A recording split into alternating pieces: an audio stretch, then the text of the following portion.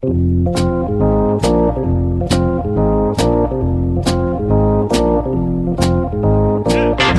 us a little bit about what you saw and being able to relay that message to Cora when you watched Kimbrel pitch and kind of help out so he wasn't tipping his pitches. So tipping pitches, we hear about it all the time. People at home understand what tipping pitches is all about. It's amazing. And that's remarkable.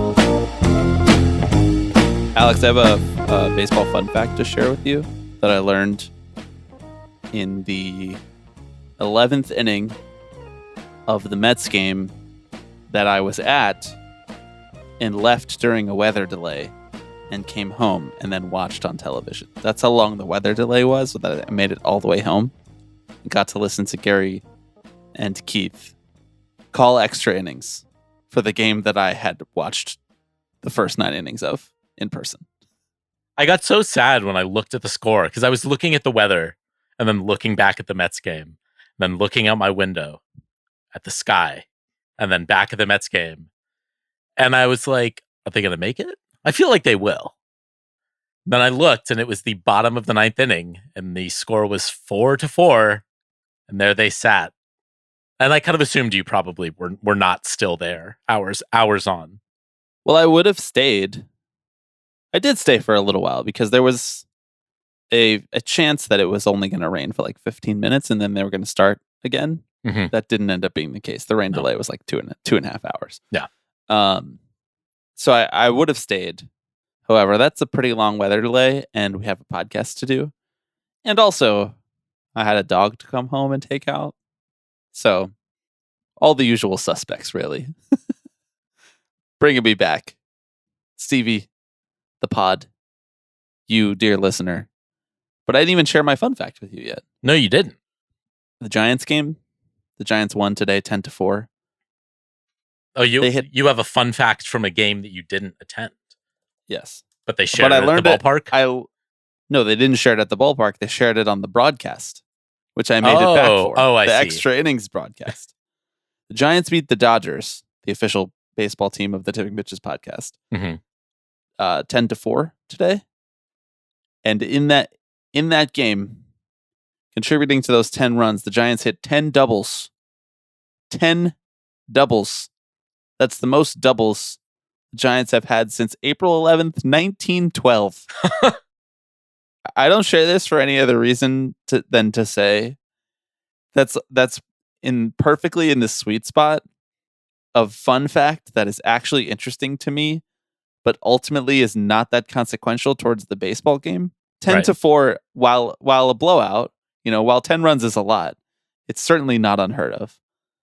But doing it via 10 doubles is weirdly somehow way more interesting than just winning 10-4. So what you're saying is that Alex Rodriguez is vindicated, that home runs are rally killers. Do you think that? And the double is the bastion of this great game, what this country was built upon. Would you be more impressed by 15 doubles in a game, 10 home runs in a game, or 8 triples in a game? I mean, 8 triples in a game is pretty crazy. Doubles, in my opinion, are the least interesting. So out of those options, you think that if a team hit 15 doubles in one single game, you'd just be like, fine. Whoa, no, all of those are crazy, to be very clear. But doubles are, you don't have to hit it out of the park. It doesn't have to take a weird bounce. Triples are amazing. I mean, triples are one of the best, I think, plays in baseball, right? Because the sequence of events that has to happen in order for you to be able to make it to third base, standing up or sliding, is rare, right? Yes. Less rare at Oracle Park, but yes. Right, exactly, depending on the dimensions of the field. Again, doubles are cool, but also it just takes a poorly positioned outfielder. Or a gapper. Exactly. How many doubles would it have to be more impressive than 8 triples? 20? 20 doubles? I think, can I be equally impressed for different reasons at both of those? No. That's such a cop-out. All right, fine. No, that's not impressive to me. So 10 triples or 30 doubles? 30 doubles is a lot. We are All right, 10. we are reaching the Rubicon. I'm just trying to barter, I'm trying to set a market here. That's 3 doubles an inning and change. More. Yeah, more. 3 doubles an inning and an extra inning. Uh-huh. The other team's matching you. They hit the 10 triples. I'm pretty impressed by 10 doubles, I got to say. It is an impressive thing to do. It's just so easy for any of those to just center fielder ranges over, cuts it off, boom, single. It's over. 10 doubles is a lot of doubles. It has to be well placed. Even at Oracle Park, which is a sham of a ballpark. A sham. It's beautiful, and it's a great ballpark, great place to see a game. It's not actually a sham the way Yankee Stadium is a sham, or the way Camden Yards is a sham now. Right.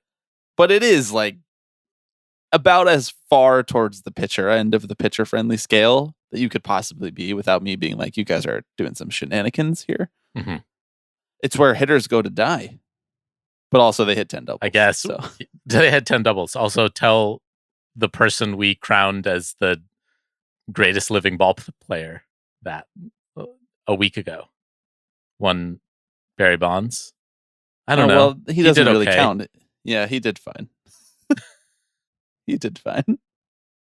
Sounds like you should hit the ball farther if your balls keep getting caught.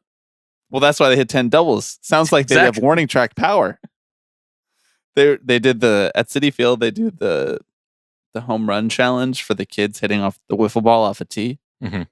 You're well aware of this, right? Correct. I am. And on Friday, we saw the kid, and he just kept hitting them just to the warning track. Warning track power for a wiffle ball off a tee, tough. Same thing happened to the kid today. I'm starting a conspiracy theory about how the Mets don't want to give away whatever the prize is for that, and they keep finding kids who only have warning track power. They're scouting them. Like they hired Kylie McDaniel as a scout to find the kids who can't hit home runs. We found our juiced ball scandal. We just didn't realize it was happening on the wiffle ball field at Citi Field. The wiffle ball is They're de-juiced. de-juicing the wiffle balls. They're moving the fences back a centimeter every day so that no one notices, but it's like, wow, it's pretty deep out there. It's like the Oracle Park of wiffle ball promo fields. Right. Fake. Brought it home. That's good. Brought it home. We have a fun pod queued up for you all today. We will be doing an all mailbag episode. And of course, we will be closing it out with our ranking segment. We got some good questions. We got a lot of voicemails. Before we do that, I am Bobby Wagner. I'm Alex Baisley. And you are listening to Tipping Pitches.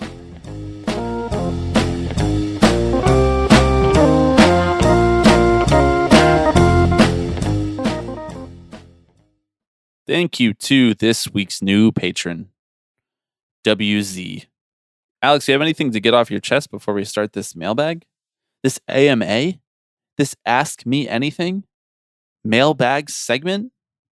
Brought to you by the fine folks at Tipping Pitches who didn't have anything better to talk about this week, and so we came to you hat in hand. Listener asking, please help us with our segment this week. Help us with our content. Do you have anything to get off your chest first?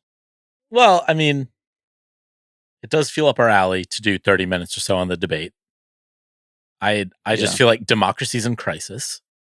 Because Biden is such a good candidate that there's nobody who could possibly run against him. Democracy's in crisis. This is basically autocracy. My biggest concern is how am I not going to vote for him 4 years from now? You know, exactly. Once his 8 years are up, do we have to do some constitutional shenanigans to get him back in there for one more go round? I imagine this must have been how people felt when FDR was closing out term 2. Really, you're like, we got to get this guy back in the New Deal. Incredible moment in our country's history. We just said, what? I know the rules say otherwise, but maybe they didn't say otherwise at that point. No, I think technically they didn't say otherwise yet. It was more of a norm. Right. Which is wild. We know all about norms that people followed. It was an unwritten rule. It was like not stealing when your team's up 7. Right. Which I think we've determined is the line. 7? No. What's the line? Is the line? What do you mean, what is the line? The when you shouldn't line steal. is make it through the 9th inning. Sorry, you don't want players stealing on you. Don't let them I'm get not to first asking base. what you think. I'm asking what they think. Oh, what the generally accepted like Major League Baseball Yes. line is? Yes, I agree with you that you should be able to steal if you're up 40. I don't really care. That's not as interesting though. I want you to think that someone who does that should be taken to the farm upstate. Like we need a little more. I actually do feel that way about bunting. Don't bunt when your team's up a lot, but only because that's not entertaining. Right. You're not trying to manufacture a run here. I want you to be swinging away. Bat to ball. Let's go. Come on. Try hit a double. 1 of 30. We're almost there. Clock's ticking. Just try to hit one of those 10 triples, brother. I don't know how we got here. We were talking about FDR. Right. I should have guessed. When everybody was just like, I just love this guy so much that we need to have him back again. Wartime president. New Deal. Fireside chats. Maybe that's what Biden was missing. Fireside chats. Mm-hmm. He had an opportunity to come on this podcast and convince America in a fireside chat type environment, which we like to cultivate here. And he passed. Did we ask him? You were in charge of sending that email. Did you send that? What is an email? Like philosophically, or like I you don't know? Oh, I have no idea. We put it out there. Right. They've got people listening. It's like the Biden administration and Jeff Passan. They're reading all of your tweets, whether you tag them or not. Good one. We've got a Kylie McDaniel, a McD, and a Jeff P. in the first 15 minutes. Man, feeling good, feeling loose, feeling warmed up and ready. You can share thoughts on the election if you want. I know you think it's the most important one of our lifetimes. That's what you say this to me every day. I mean, how could I not with all the emails I'm receiving? Honestly, I don't receive that many emails about the election. I don't, but I receive so many texts. I don't receive any texts, which is weird because I have a Pennsylvania cell phone number, and that's like a huge swing state. Perhaps some might argue it's the swing state. Right. I actually receive an ungodly amount. I need to get off these lists. Honest opinion. How would you grade Biden's debate performance? Are you serious? Time is running out. So Top Dems unlocked a 900% match to smash Trump for good. Oh, this one. Oh, I got one from Jill. Oh, fuck. I forgot to respond to her. Jill Biden? Jill Stein. Yes, yeah. Hi, friend. It's Jill. Joe is she calls him Joe to me. Uh-huh. Facing off against in a debate against Donald Trump right now. You know this is hope over fear, right? You know that's what this debate was. Can I play a video for you? Okay. Joe, you did such a great job. You answered every question. You knew all the And let me ask the crowd, what did Trump do? That's how I talk to you after every episode of the podcast. I'm like, Yes, Alex, you did answered such a good every job. question. You answered every question. And what did Bob do? Lie. Cry. Final note on the debate from Thursday, Yeah. which took place while we were recording our Patreon episode. I was just wondering what the guys over at Pod Save America, since I know that you're an avid listener of all of their shows, I was wondering how they're taking this past 5 days. Well, have you seen any of the what's going on with them? Because they came out somewhat critically of the debate. Yes, I saw. And then they got rebuked, subtweeted in a Biden campaign fundraising email, who said, "You may be getting a lot of questions from very important podcasters." And then they came out today. They made a statement. That That's said, actually kind of one of the funnier and yeah, I know. most vicious burns that the Biden campaign has made, because it's like there's no such thing as a very important podcaster. I'm on board with Dark Biden now. Dark Brandon. Damn it. You fucked it up. Sorry, Jill. I have no idea how to pivot out of this into our questions from listeners. You know who's also going to struggle to make it through 90 minutes of questions? You and I. That's exactly it. You found it. Where's the Democratic convention this year? Chicago? It is. Chicago. Yeah. August 19th through 22nd. Should we do a Tipping Pitches meetup there? Well, you know, Bobby, we might be in the area around that time of the month. We might be in the Chicago area. In the Chicagoland area. The greater Chicago metropolitan area. Okay, well, we're not quite ready to make that specific announcement. But okay. Tipping Pitches 2024 meetups, plural, Alex, plural meetups. Some of you will remember that last year we did a meetup at a Brooklyn Cyclones game at the end of July. It was a ton of fun. I had a great time. Did you have a great time? I had an amazing time. Well, I had such a great time that we're going to do it again at the end of July once more. The date for Tipping Pitches Meetup Part 1. Saturday, July 27th, 6 p.m. Eastern Time, against the Rome Emperors, the High A affiliate of the Atlanta Braves. Stakes are high. Rivalry game. If you are interested in coming to this, there will be a link to purchase tickets that will get you tickets in the same section as us and the rest of the folks who will be coming to the Tipping Pitches Brooklyn meetup.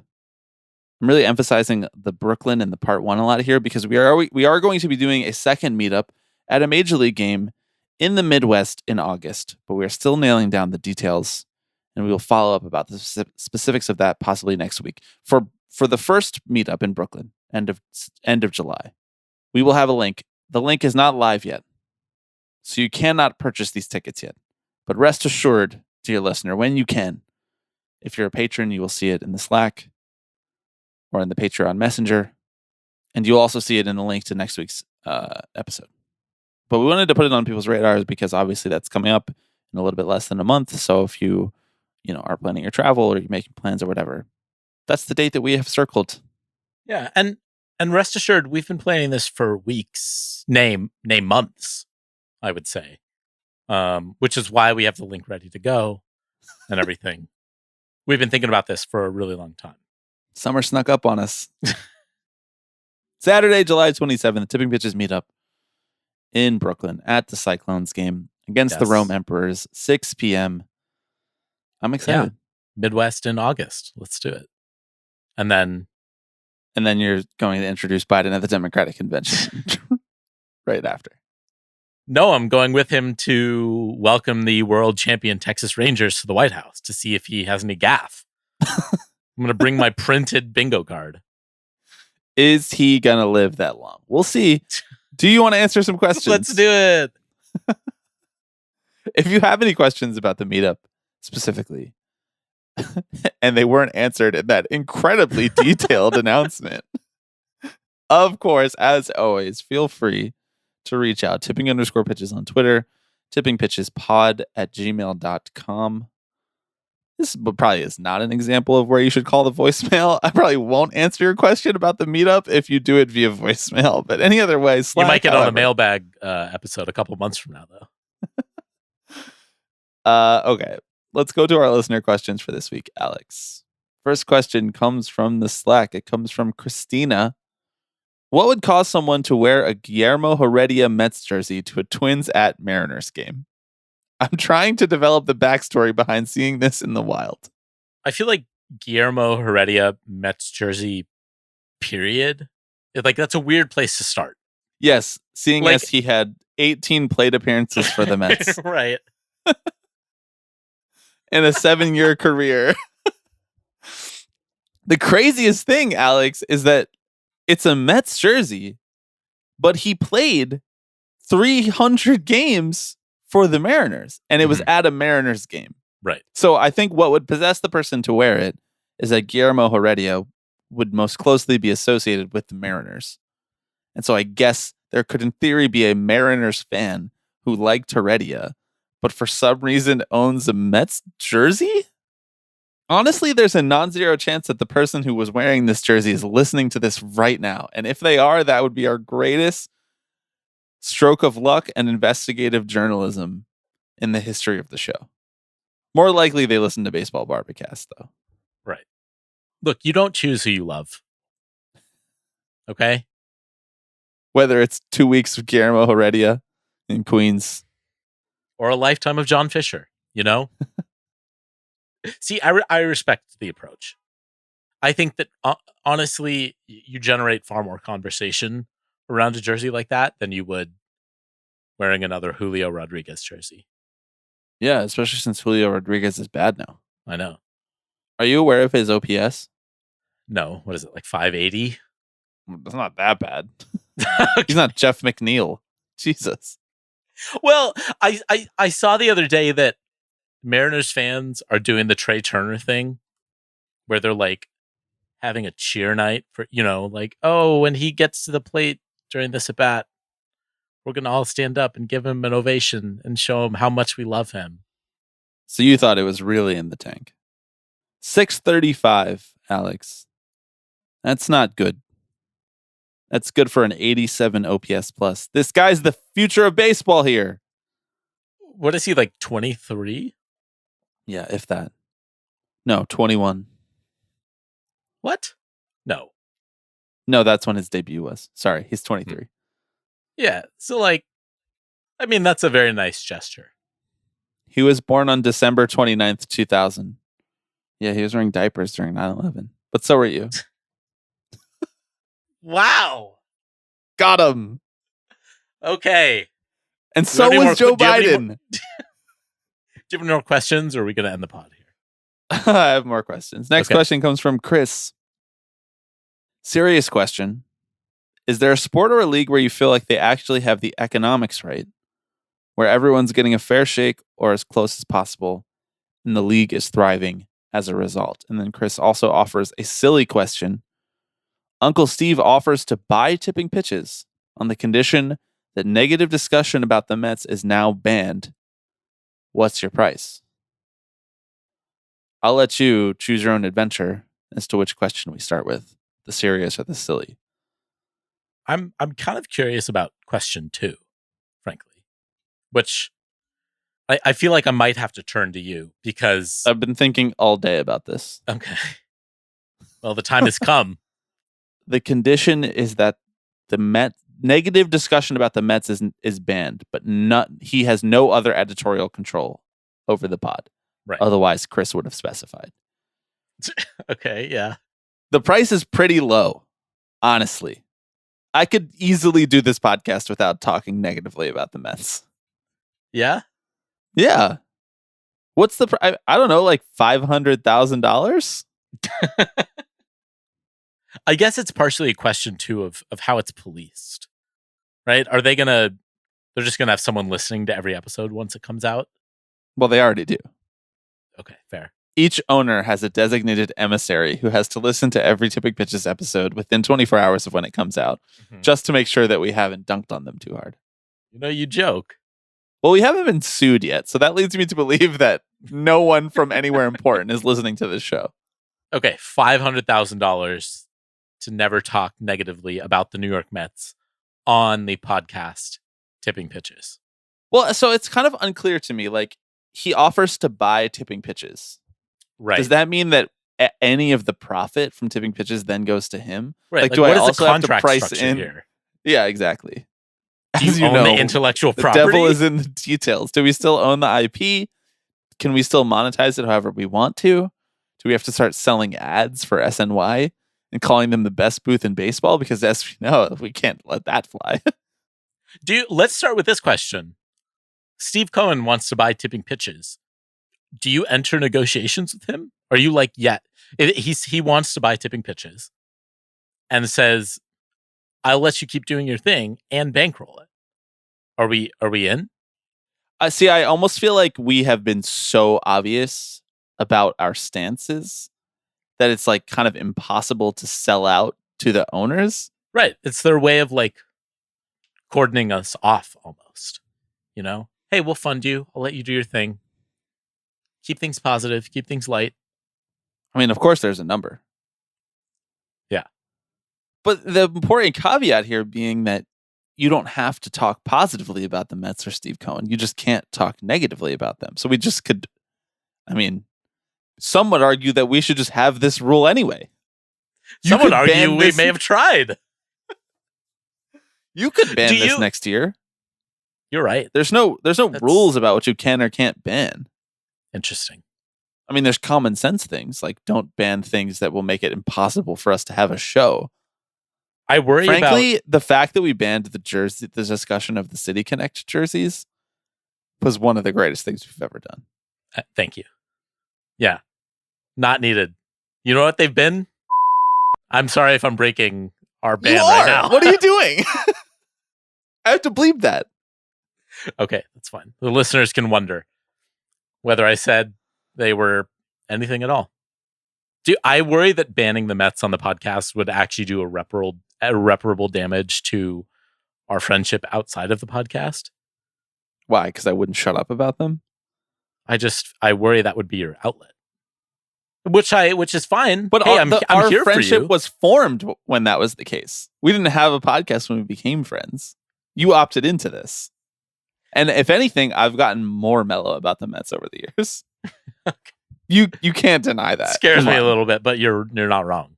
Again, I reiterate, the royal we, the world, is thankful that tipping pitches did not exist for the 2015 playoff run. Yeah. You got that right. Was there another question? I seem to recall. Yes. Well, you didn't answer. What's your price? I said 500,000. I mean, it feels like pretty easy from me. My answer is however much money he wants to get. I already don't do that. So whatever you want to give to me is just extra money lining my pockets. Oh, you don't want me to talk negatively about the Mets? Okay. The number for the A's is higher. Yeah. To not talk negatively about the A's, John Fisher would have to spend. It would be in the millions. It's really good. But like, I just have so many more questions. Like, do we have to go around advertising that we're owned by Steve Cohen? Does he get to own the intellectual property? Like, these are things that change the price. Right. Like, are we advertising on the Michael Kay show on ESPN discussing how we are the best booth in baseball? Owned by Steve Cohen. Owned by Steve Cohen. Exactly. Okay. Next question, or Chris's first question, his real question. Right. Is there a sport or league where you feel like they actually have the economics right, where everyone's getting a fair shake or as close as possible, and the league is thriving as a result? I don't really think so. I think the closest we probably have right now is the NBA. Only because it's ascendant and popular, and their media rights deals are really high at the moment. And there are fewer players on a roster. So therefore, there are fewer people splitting up the player side of the pie. So that NBA salaries are actually the highest in sports right now. I know that the total contracts in baseball end up being higher because of the length of the contracts. But year over year, it's like the NBA max extension, which is not a concept that exists in baseball, but in basketball it does because it's a salary cap league. I mean, those players are making they're going to be making in the 60s. That's like double what baseball players make. That's like double what Mike Trout makes. So that's probably the one that's the closest at the moment. And the NBA also is a league that gets role players paid because it's pretty easy to prove. It's easy to understand, but harder to prove against, harder to suppress the value of a role player in basketball than it is in baseball. But outside of that, I mean, I don't know that much about the economics of hockey. I just know that they don't really have long careers, and therefore they aren't really able to command as much high salary and they have less money, less revenue coming into the pool to begin with. And football is a disaster. Yeah, non-guaranteed contracts. Right. Not great. I think I'd agree with you. The NBA having probably the strongest revenue sharing split helps things immensely. And that's also the league where the individual players probably have the most power, for better or for worse. Right, until Barack Obama calls them and tells them not to do their strike. Exactly. Ouch. Open change, Alex. There goes my write-in vote. Next question we're going to go to the voicemail for. Hey fellas, it's me again. Got to leave my name last time, it's Shiner, and I am a Phillies fan. All I'm saying here is just, Alex, pick a side. That's all, man. You can't be a Mets fan and a fake Phillies fan. You can be one or the other. But Mets and Phillies, as Bobby knows, no bueno. No good at all. No good. Just pick a side, man. It's all good. What do you have to say to Shiner? Why? What do you mean? Why can't I do both? I'm confused. I like when he says, you can't be a Mets fan and a fake Phillies fan. You can be one or the other.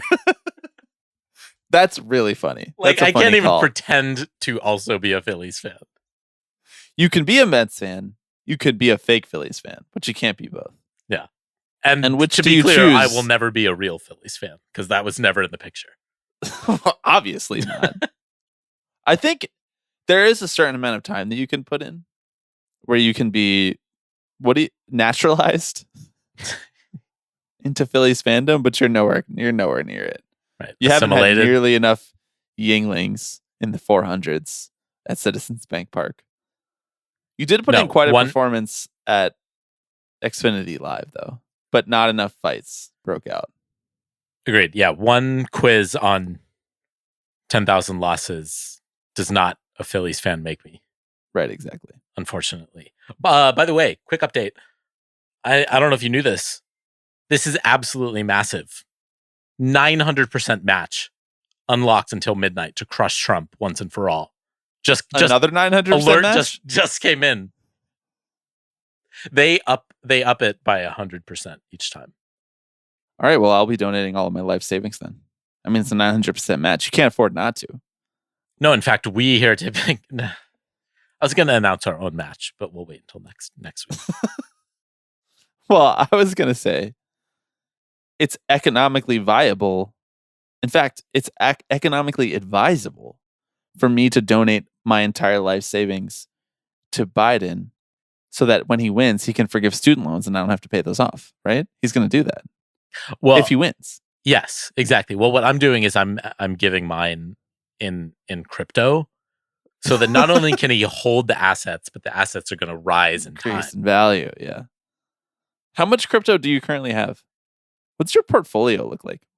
Take us through line by line through your financial portfolio. Yeah, I think I've got, a dozen or so Bitcoin. Okay. Some Ethereum as well. Uh-huh. I have a bunch worth? of Terra coin that I don't really know what to do with, frankly. And the Nationals are not returning my calls. Standing outside Nats Park being like, help. Excuse me, I have a bag of Terra coin here. You say, what's my net worth? Yeah. Is it in the positives? Is it in the negatives? I saw a guy on the 7 train. Unclear if he was going to the Mets game. He was wearing a Bathing Ape t-shirt. Sick. You have some Bathing Apes, Was that right? it? That was the story? It was just you That's saw the a whole guy story. in a Bathing Ape shirt. What do you want me to do? Walk up and talk to him? Would you go up and talk to the guy in the Bathing Ape shirt? But to be clear, that is not the crypto thing. That's just like a It's different not? fashion brand. No. Oh, That that's makes not the the story same as, less like- fun. I that's not- see now why you were asking me if that was the whole story. I was like, that's like telling me you saw a guy in a Uniqlo shirt. I'm like, damn. Did you tell him he got a good deal? That's not my Apes Gone guy. That's not what that is. No, I don't think so. Was that a boomer moment for me? Like, is Bathing Ape like a young people thing? It's like a hype beast thing. All right. Well, then I feel proud that I didn't know. Yes, that was good on you. So what's the name of It the was some apes? real virtue signaling on your part. What's the name of the apes guy? Or what's the name of the apes brand? Bored Ape.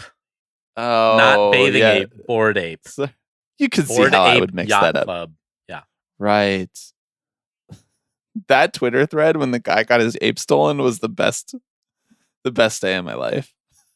I woke up today and all my apes are gone. Anyway, all my apes are gone because I gave them to Joe. Well, now he's going to get elected. Okay. Next question comes from Brendan. If you had the power to make one person the best baseball player in the league, what would be the best, worst, funniest player to choose? Well, you do have this power. You just don't give it away for free, and no one's paid you in apes yet. Or offer to buy my podcast. I could do it. I could do it to Jeff McNeil, Steve. We've just uncovered the condition. That's an unholy power. Yeah. If it has the power to make Jeff McNeil the best baseball player in the league. The question was best, worst, funniest? Correct. I feel like all of those definitions are a little bit malleable. Yeah. Nick Castellanos. I think he might actually be the worst player in baseball right now. Mm-hmm. I don't know if that would be good. It'd be the worst for famous people. Yes. There's a whole slew of players that would be funny just because they're random. You know, like it'd be pretty funny if I could just make Luis Torrens the best player in baseball. Right. But I don't think that's funniest. Right. Well, the problem with what is funniest is that oftentimes what makes players entertaining or funny is that they are not the best player in baseball. Correct. And yet they're doing whatever they're doing on the field. So if you just turned Luis Torrens into the best player in baseball, then he would just be the best player in baseball. And then we would all say, I wish I drafted him on my fantasy team. I could turn Jose Iglesias into the best player in baseball. There you go. Now that would be funny. Now we're cooking with fire. Because he's already kind of halfway The best there. player in baseball. Yeah. Yeah. Harrison Bader. I'm already enacting my new policy of not talking negatively about the Mets. Yeah. I'm a fan. The real answer is I would make Mike Trout the best player in baseball again. Aw. It's really sad, actually. I know. I mean, if I had the power, I would revive. Like, are we limiting this to active players? Yeah, I think so. Can I make Robinson Cano the best player in baseball again? He can take whatever he needs to get there. Was he ever the best player in baseball? No, did I say again? You did. Sorry. Hot take. Remember when It's he signed a late. 10-year, $240 million contract and everybody was like, the world may never recover. And honestly, it never did. I'm still thinking about it. I think it would be a worthy use to make Tristan Casas the best player in baseball because it would make a lot of people insane. Mm-hmm. And I think that would be pretty funny. Namely because Tristan Casas is kind of a weird guy. Right. Not in like an exceptional way, honestly. He's just like your garden variety weird, but for whatever reason, because he like goes out into the field barefoot to touch the grass to feel connected to the earth before games, that makes a lot of people feel really traumatized. I think it'd be funny if that made him the best player in baseball. And then people would have to just by nature be like, I don't know what to do with that. Right. You'd have Red Sox fans showing up in bare feet, being like, I'm just like him for real. Wait, actually, no, I can't do that then. Do you think... Javi Baez. Oh, ooh.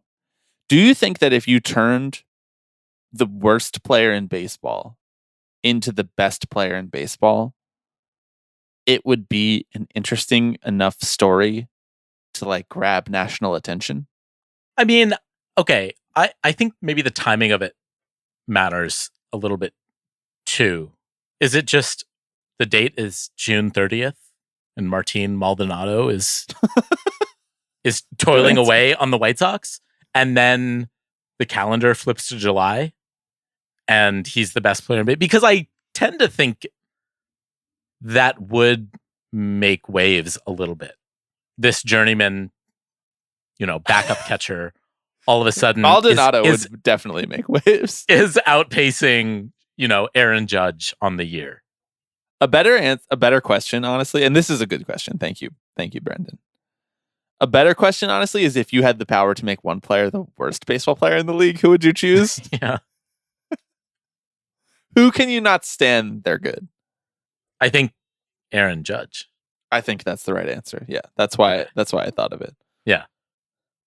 Disarm every argument. It would be the player that would upset the most people.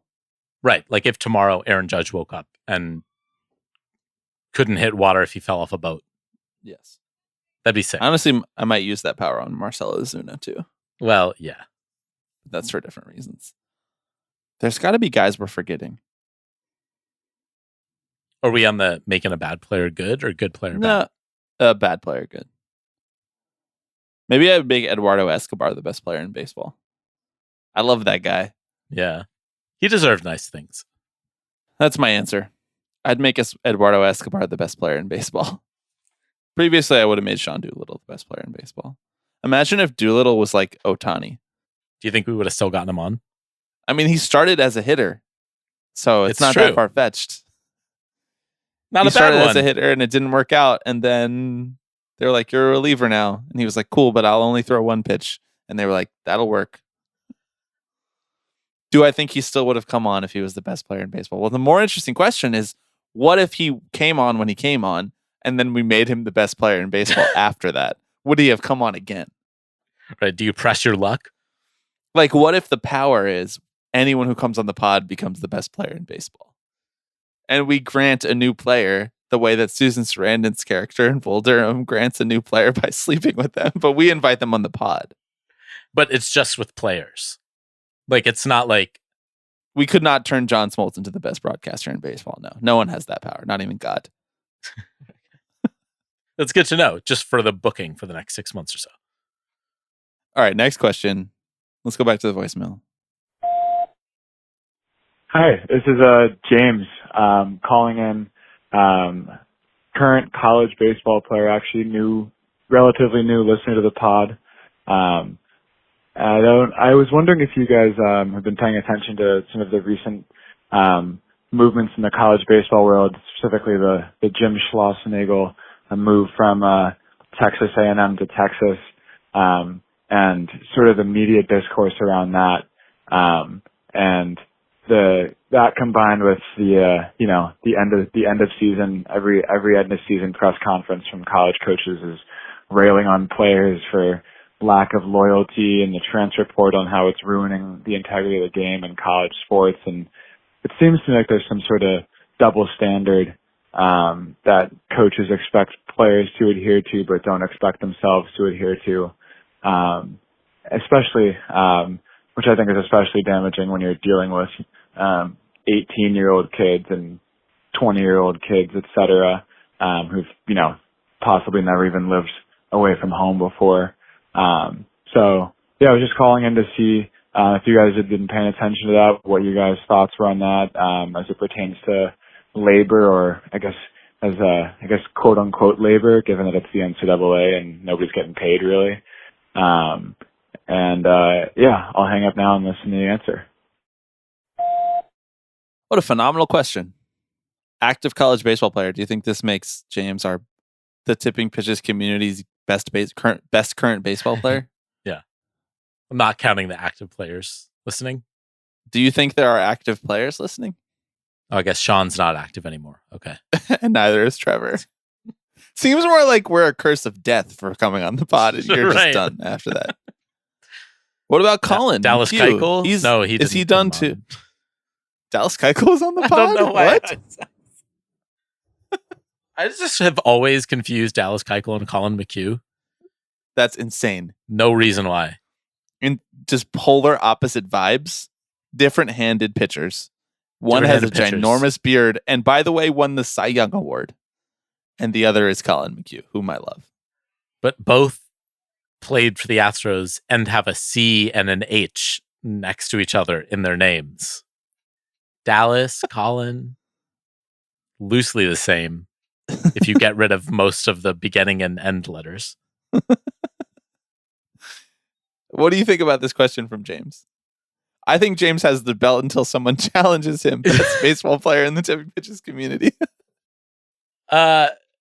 James is right. It's an interesting way that I think the dynamics of college sports, especially with regards to labor and coaches and players, is kind of laid out in full view for everyone to see. The story, right, for those who aren't aware, is that the Texas A&M Aggies were coached to the college baseball World Series by their head coach, Jim Schlossnagle. And he came out and basically said, I'm in it for the long run, right? He gave this big press conference after they lost in the World Series and says, I'm something to the effect of, I'm here to stay, right? I'm not going anywhere else. I took this job, quote, to make sure that I it was took the the last job one. at Texas A&M to never Exactly. take another job again. Exactly. And then days later, not only goes to coach the Texas Longhorns, but takes his coaching staff as well. It's kind of a sick move. ESPN put together a list of all the coaches who said that they would not leave and then immediately left. Like Brian Kelly, who was the coach at Notre Dame, the football coach at Notre Dame, quote, unless that fairy godmother comes by with that $250 million check, I'm not going to leave. And then he left for $95 million. Sorry, I didn't mean to interrupt, but that's really funny. No, that's important context. I think that this comes in a lineage of these sorts of shenanigans, right? And as pointed out by James, right, college athletes often get a lot of flack for transferring between seasons so that they can, maybe get a better opportunity, play on a better team, whatever it is. It does reveal a certain double standard. And frankly, I think reveals a lot about, I think it is interesting to view in the context of control over your own labor. And the idea that a coach should probably be able to work wherever he wants to work for whatever he's able to negotiate that. It's an interesting question of like what role loyalty plays in sports generally, and whether a coach or a player or whoever owes you or a team a degree of loyalty. But ultimately, at the end of the day, a lot of these people are making choices for themselves and their family. And that's probably a fine thing to do. And it's probably fine and even good when college players get to do that when they oftentimes have the most leverage. I think that we're in a historic period of honestly just whining in the college ranks from the coach's side. It seems as though they are, for the first time, not a college coach, right? College coaches have as close to total control and power over how they run their operation as you get in sports, because college sports are like a big money thing, so they have a ton of resources. College sports at the high Division I level are a big money thing because they get a lot of resources, and winning is a priority to a lot of universities in college sports, particularly in football, but in all sports, basketball, baseball included, soccer. But because it's college and because you're perceived for a long time, because the NCAA did a lot of work to keep athletes perceived as students, as kids, the coach is perceived as running a program, and the athletes, the players, have to fit in to that program, and the coach has total control over their role in that and how much they play and what position they play and all these different things. And when you get to the professional level, it's like we all understand that the coach is not always in total control here. I mean, they are in control of certain clerical things. They're in control of certain managerial responsibilities. but they are not the most important person, and they are certainly not the least replaceable. In fact, in a lot of cases, they are the most replaceable. And that's how we think of value in these weird closed-looped economies that we've created in sports. It's like replaceability, that's your value. If you're irreplaceable, you usually get paid more. If you're irreplaceable, you usually have a level of freedom and flexibility over how you operate. And for whatever reason, college athletic directors like to give that level of control to coaches, I think mainly because they have a chance to stay there for longer. At most, the longest you're ever going to have a college athlete is 4 years, and you can't build $100 million program on 4 years of one 18-year-old, and so they don't respect the players that much as they would respect LeBron or Steph Curry or Garrett Cole or Jacob deGrom, and so I think that there are some of those residual factors at play here as to why coaches feel the confidence to operate this way, because they've been told that they're the most valuable. They get paid the most. They get recruited into the cushiest opportunities. In many cases, a lot of these coaches are like the highest paid public officials in their state because they work for a public university, which is insane. I think it's an incredible double standard, and we're in like a historic moment for coaches whining about this, because for the first time, because of the Supreme Court ruling about name, image, and likeness, which we've talked about on this show before, for the first time, players have some of this, an actual ability to wrestle back some of that control. And coaches are now seeing what it's like to not completely win the power imbalance, which they have gotten to do for the last 85 years of college sports. A lot of them seem, honestly, they just sound like old man yelling at cloud. Like back in my day, players didn't question what I told them. They did what I said. And now players not only have the ability to question that, they have some weight behind it. They have the ability to leave if they don't like the answer to the question that they're asking. I think, like you said, the answer should just be to allow players that flexibility to move as much as they feel they want or need, to be in control of their own destiny. I don't necessarily think the answer is to take coaches' ability away to leave, like to say that there's some sort of not enforceable non-compete. At the end of the day, I think that the rules in place should allow people to have the flexibility to do things like choose the opportunity that is best for them. But I also think the Jim Schlossnagle thing is a good example of how rules and regulations don't always capture the whole story. Like, these are commitments that players made to come play for a person, and he's abandoning them. And granted, some of those people can probably transfer and go play for him at Texas if they want to, but they didn't make that choice. They chose to go to Texas A&M, and not everybody will have that ability or will want to leave that program and go play somewhere else. Go live in Austin. In fact, the entire pitching staff might instead post subtle Instagram posts about loyalty, about Bible verses. At that point, it's less about the rules and regulations governing how a coach operates, and it's more about person to person. It's more about humanity, which I think seems like a naive thing to say, but in college sports isn't, because you still have to recruit people. You still have to prove that you're somebody that these athletes want to be around, want to entrust their development to you. And sure, you could say that people make their decision now based on who's going to cut them the biggest check, the biggest name, image, and likeness check. But I don't think everybody makes their choice based on that. And at some point, it's kind of close enough. Like, you're going to be able to, especially with the way that like online marketing works, your NIL deal, you should, at between top programs, it shouldn't be that drastically different.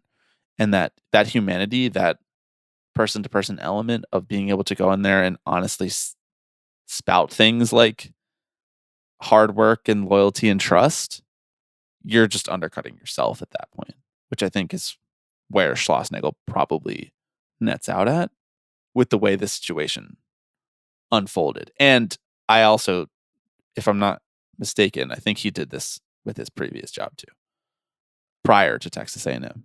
Right. Which I think was TCU. He's just going to coach at every baseball school in Texas. Rice Right. next. And this doesn't happen in a vacuum, right? I mean, he came out and has talked since about kind of more of his rationale around leaving, some of the shakeups that happened within the university's athletic department, partially the athletic director. He's also been advocating for renovations to the team's park, which have been like delayed, right? So it's like there's all these things that are going on behind the scenes. But I think your point about it being about person to person relationship is like important, because the best case scenario is the person leading your various athletic programs, the coaches and the athletic directors, whoever, are like teachers, right? They are Yes. there for the duration of your experience on the team, and they're drawing on years of experience that they had with the kids before you and the kids that are going to come after you, and they're building relationships with the people around the team. And that's not to say that it's incumbent upon every coach to do that, to just give themselves over to a school for life or whatever. Yes. But when you are paying the lip service to saying you want to build something and then walking away from it, like, I think people are going to feel hurt by that. It's only human. It kind of reminds me like how we've talked about some of the ways that front offices work at the major league level, where it's like, if all you are doing is ruthlessly chasing efficiency at all costs, you are going to get a reputation for people not wanting to try that hard for your organization, or just not trusting that the trap door is not going to fall and you're going to be out of the organization. And there's actually weirdly now, a little bit of an inefficiency in just treating people well, whether that be at the minor league development level or whether that be just like signing people who are fun to be around. Also good, obviously, but are maybe not what like the model would say is the best option all the time, but you're willing to do that out of some archaic notion of chemistry, perhaps, or just vibes, whatever you want to call it. Like the Phillies call it vibes. The Rangers last year called it chemistry. Either way, they're run by GMs who are really smart guys, but are not running their team like the Rays. And the vibes in Tampa, not so hot at present. No. That was kind of a really long answer, but I thought it a really interesting question, not something that we talk about a lot. Yeah. Thank you, James, for bringing it up. Next question. Hi, Bobby and Alex. This is Shreyas, longtime listener, second-time caller. I have an interesting baseball predicament that I'd like your guys' 2 cents on. So I have a friend who I met in college who recently immigrated to the United States and as such is developing completely new sports fandoms in this country. So he's now living in New York City and has been trying to decide what his baseball team should be. I find this extremely fascinating because I'm a Mets fan and a Giants fan, and both of those are due to my parents being from Brooklyn, and it's just been handed down. So it's just been intuitive as such. So the idea of this developing, your own sports fandom and deciding which team more fits your identity rather than just having it being handed down has been really fascinating to me. So since he's in New York, he keeps oscillating between the Yankees and the Mets, which is anathema, I know, but and I've told him he's just got to pick one. Rooting for the Yankees seems like a soulless endeavor to me. But at the same time, I never encourage someone to willingly sign up for the Mets. But he's enjoying the Mets right now, the fan base at least, during the Grimace era, and there's a lot of cool people on Twitter to follow.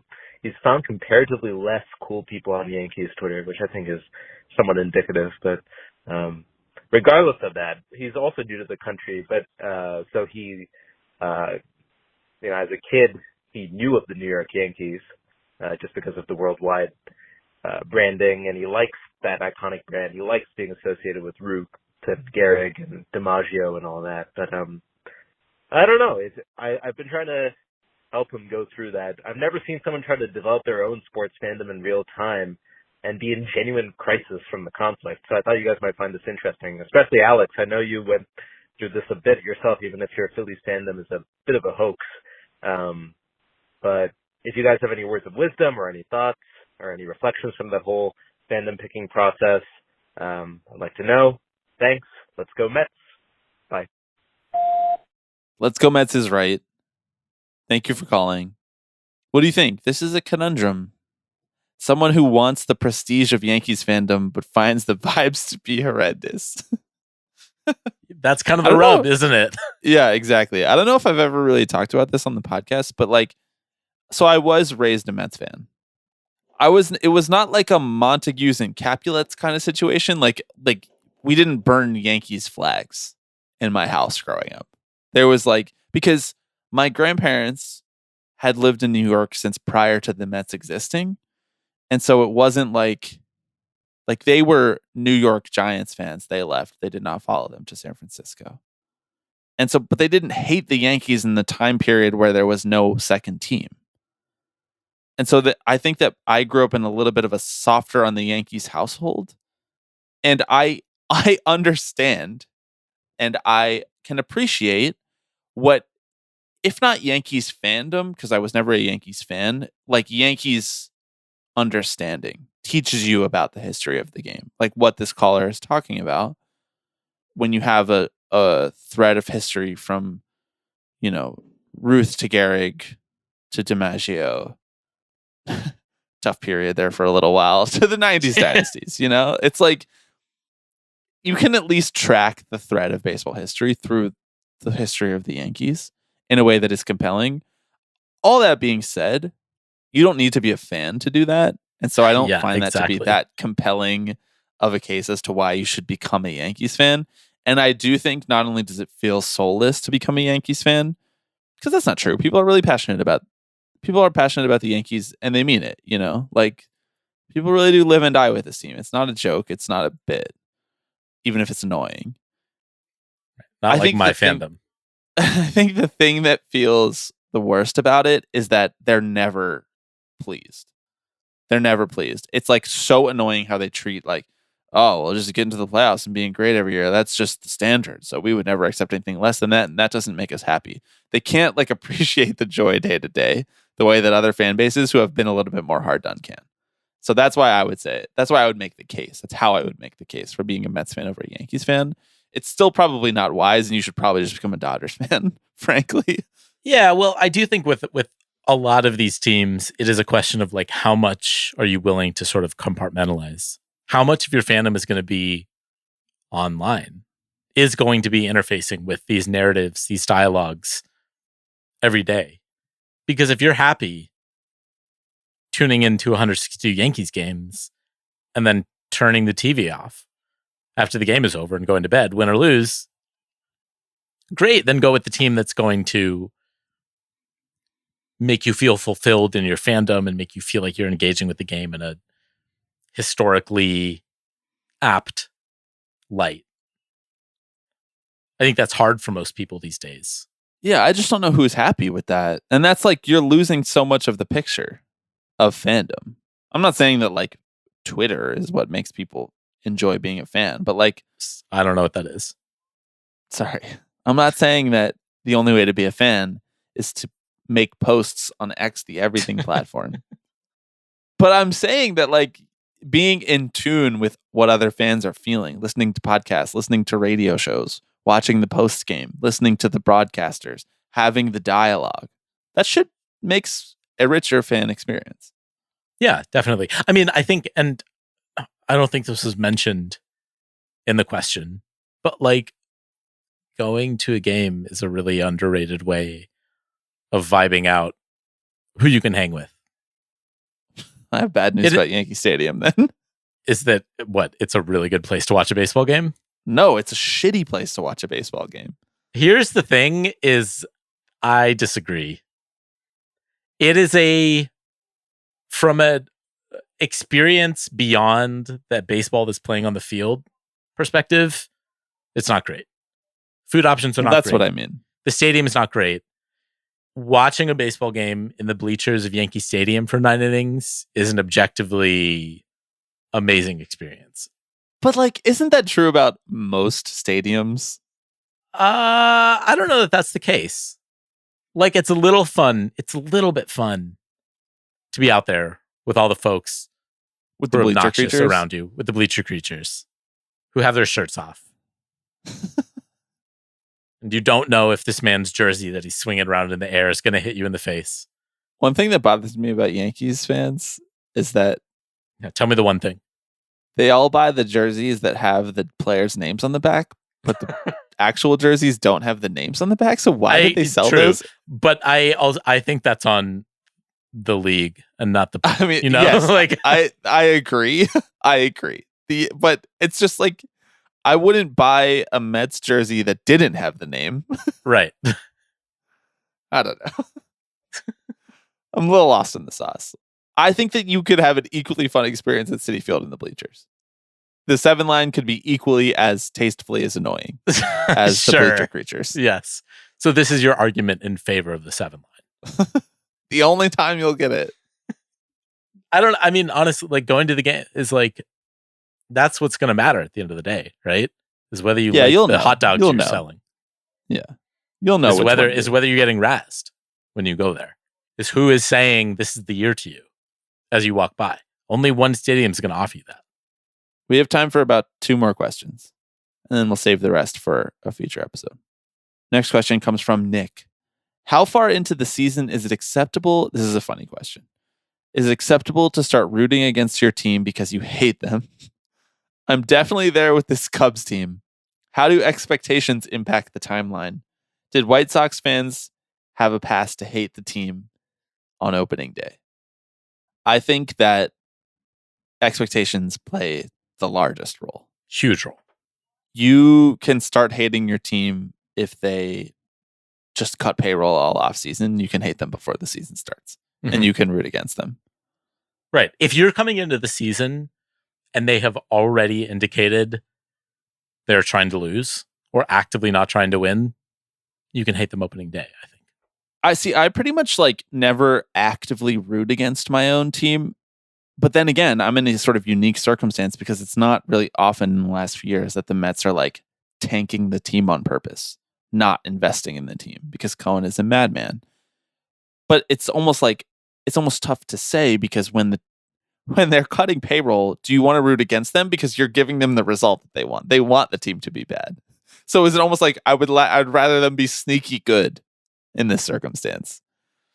But when the team is unlikable and just can't get it together, and that feeling of being like, whatever, I hope they lose, they don't deserve to win, I think you have to make that call based on like the players on the team. Because you don't want, like, if you still like the guys on the team, but the front office. Well, this is my thing with the A's right now, right? Is I'm like, I don't want to reward Dave Kaval and John Fisher, but I also want the best for Zach Geloff. Like, you know.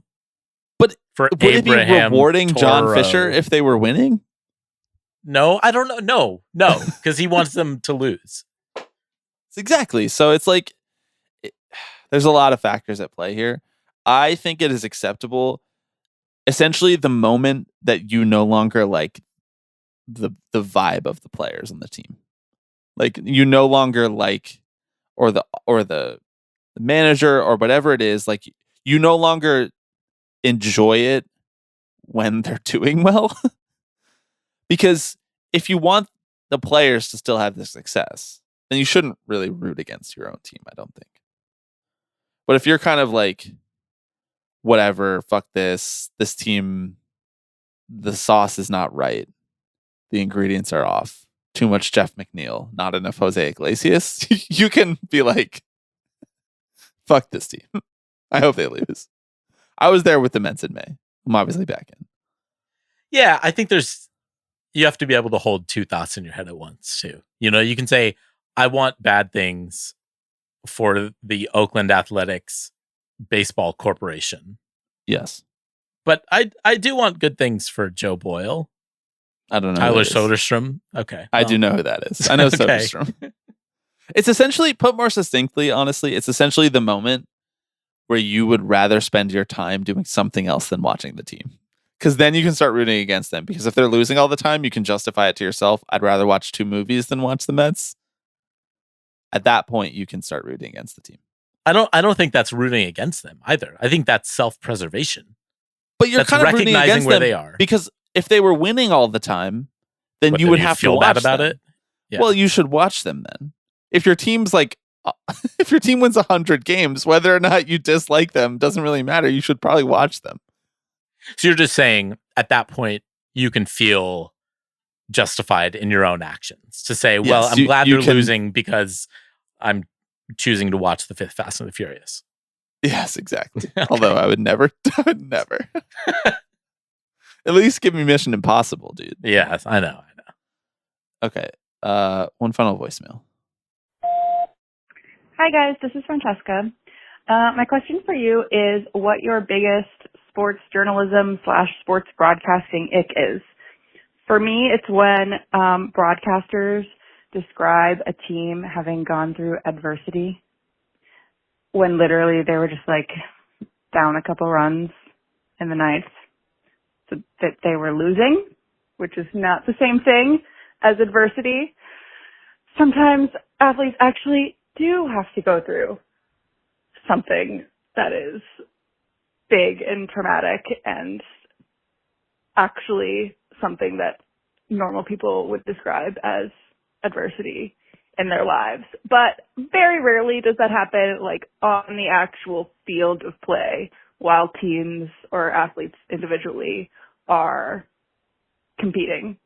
But so often that phrase is used just to mean you were losing and then you pulled it out and you won.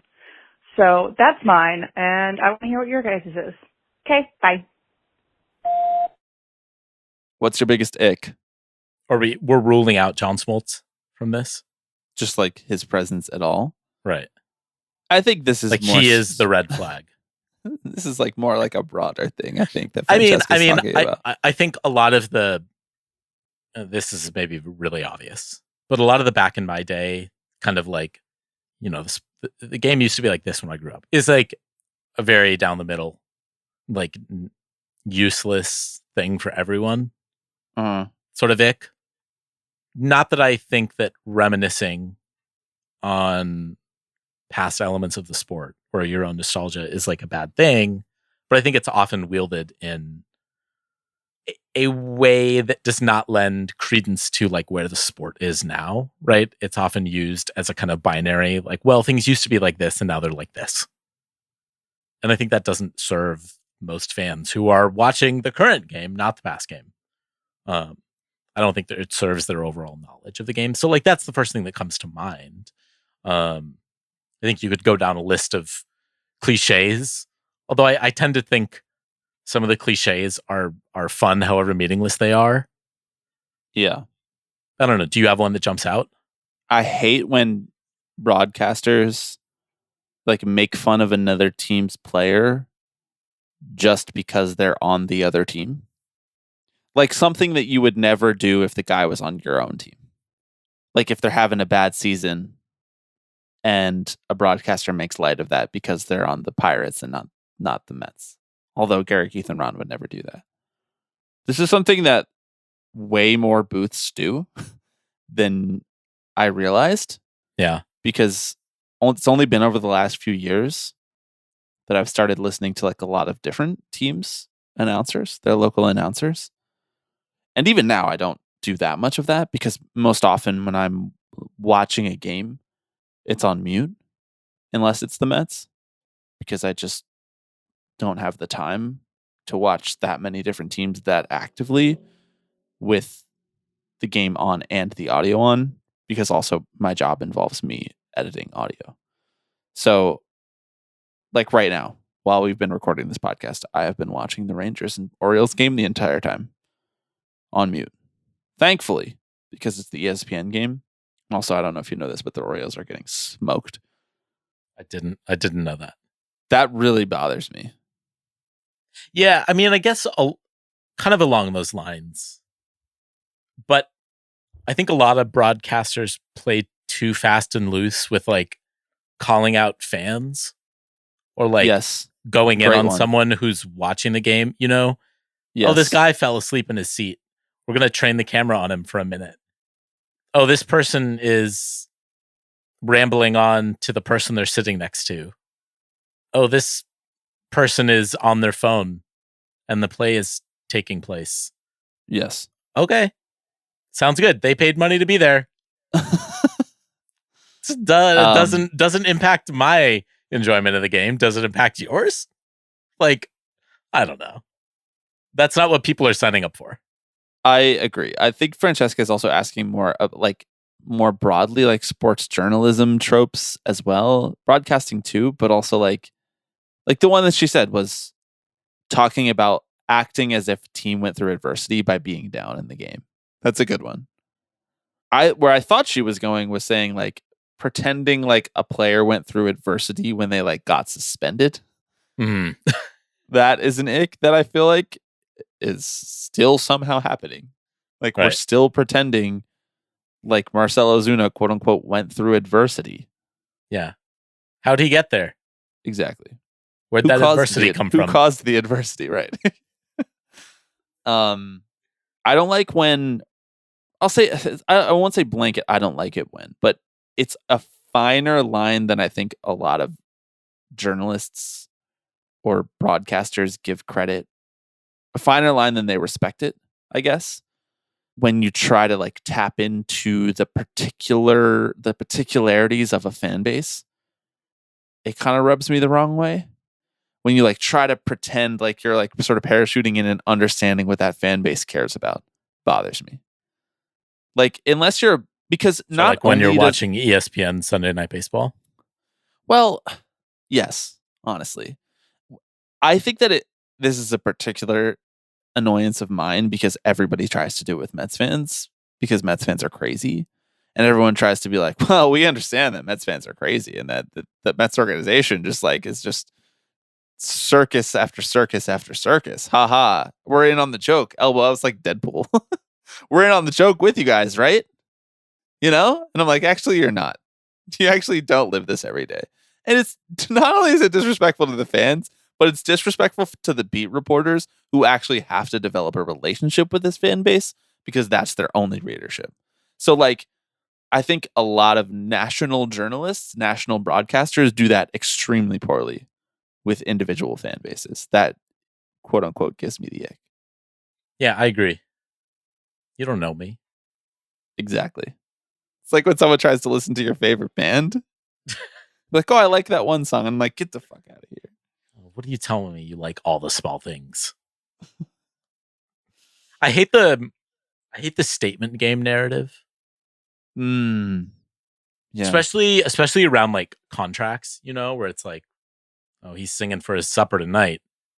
Oh man, there's a lot riding on this. Like any sports executive is probably smart enough to realize that this game tonight from Juan Soto is not the one that's going to move the needle on whether or not you should sign him. But it makes for a good narrative, unless it is. Okay, we're approaching 2 hours on this pod because for some reason we started with like 30 minutes of Biden chat. So I think that takes This us is to what happens when we say we have nothing to talk about. Our ranking segment at the end of the. By the way, we got some other good questions here that I want to let people know. I did not forget them. I'm just rolling them into next week's episode. Cool. Yeah, I'd like you to power rank the months of the baseball season. I'm going above 5 this time. So it's April, May, June, July, August, September. October doesn't count because it's like different. And obviously that would be a clear number 1.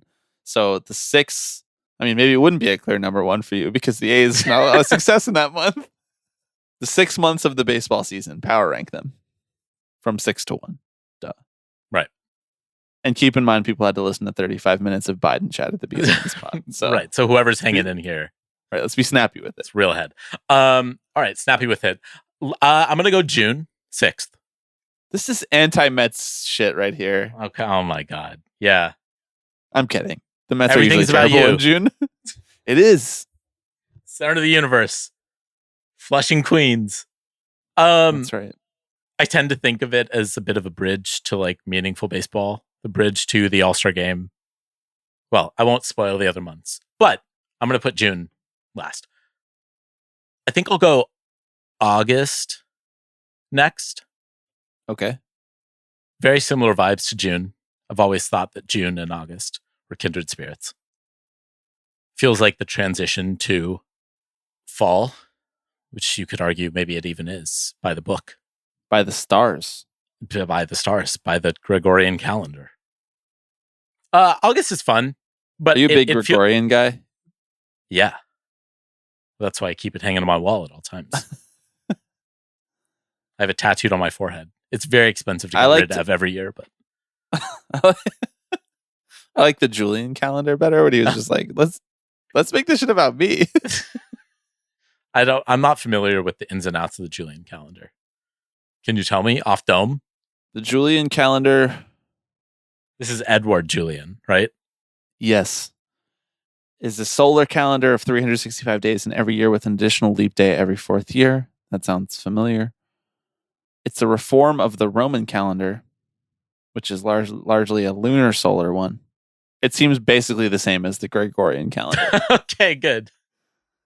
Gregory made a small change to it to make it a 365.2425 days, whereas Julian and Julius Caesar had 365.25. So he cut off 0.0025 off the calendar. 0005 off the calendar. So the Gregorian came second. Yes, it was. The Gregorian calendar was a modification off the Julian calendar. So, how mad are you as the person who made the Julian calendar? Being like, what do you mean he shaved off? You keep saying the person who made the Julian calendar, but that person is Julius Caesar. So I don't think you think he himself sat down and was like, "Here's how the days go." But then even worse. Then you're like, who is this Gregory guy who came on, shaved off 0.001 off my calendar, and now everyone fucking loves Gregory? It was Pope Gregory. He was a fucking pope. Everybody used to just take credit for shit back then, you know? This should be like if someone invented something now and Biden was like, I invented that. Yeah, that'd be sick. Then I'd vote for him at least. Okay, we need to get back to the ranking. We need to get back to it because we need to end this pod. I ranked June last. I'm going to rank August slightly ahead of it because at least you have the kind of fallout of the trade deadline. You get to sort of see how things shake out. League looks a little bit different. Right. Next on the list. The A's get to lose on your birthday. Wow. Isn't that a thing? Don't they always lose on your birthday? Do they always win on your birthday? Well, as I was when I was growing up, they were never they were never in town on my birthday. I'm sorry, that was. But these days, it's all one and the same. I think next I'll go September. Okay. Playoff races, though. True. I think this could waffle back and forth with the next position on the list. Playoff races can be fun. It's also the point at which like half the league is already out of it. Right. So are out of it? Are the races interesting? Maybe. It's possible. You also have, now this is the case less so nowadays, right? You would have September call-ups, and it was a fun glimpse at maybe the future of your team. Now, we don't really have the expanded rosters the way we used to. One more thing, Rob Manfred is taken away from us. Next, I'll go July. I think July is a good baseball month. Hot take. Maybe. I'm kidding. It's not a hot take. Okay. July's the best month. It's right smack in the middle. It's right smack in the middle. It perks you back up, I think. This is the July sport. Baseball owns July. Nothing else is going on. No basketball, no football, nothing. This year we got the Olympics in fascist France. But other than that. Yeah, July's sick. You have the All-Star game and the surrounding festivities. You have the trade deadline, which I think is the more exciting milestone of the two. But the trade deadline, if done right, can not give if you Mike Elias has anything to say about it. Right, exactly. Can give you the boost you need to get through the end of the season. Like it can reinvigorate you. I'll never forget where I was on the day of the Cespedes trade. Me neither, man. You were the person that broke it to me. I know. Legendary. I'll never forget where I was on the day of the Eric Hosmer trade or lack thereof. I was right about to get on a plane when that happened. Now we just got Eric Hosmer tweeting about how cool Trevor Bauer is. Yeah. Bleak times. All right, so I'm up to 2, right? Second favorite baseball month. My second favorite baseball month is May. I think May is a beautiful time to watch a baseball game, especially in New York. It happens to be one of the 2 good months out of the year. So I like to try and take advantage of it. What's the other one? September. Yeah, I think that's right. Okay, just making sure. I think May 2nd is crazy. Crazy overvalue. I guess, but it's a lot of meaningless baseball. It's a lot of teams being like, yeah, we're not really trying yet. Yeah, I mean, I guess it's kind of what perspective are you coming at it from? Are you coming from it like you can tune into any baseball game and have it be somewhat interesting? Positional battles are starting to shake out. No one is quite out of it yet. If you're an Oakland A's fan, that's true. You may be sitting there squinting and saying, we're hovering around the 500 line. There may be hope for us yet. Mason Miller, whole week of news. Exactly. So yes, from like overall excitement about the league as a whole, maybe it's a little mid, but I think it's one of the more fun times of the year to go and watch a baseball game, especially, I don't know, if you live in a climate that's trying to melt you. But you want to know what my favorite month of the season is, Bobby? That's April. Because it's the fucking month that baseball returns. And sorry if that makes me a sap. Sorry if I'm not picking September because the divisional races are coming down to it. Whatever. There is truly nothing that reinvigorates my love for baseball like the return of it.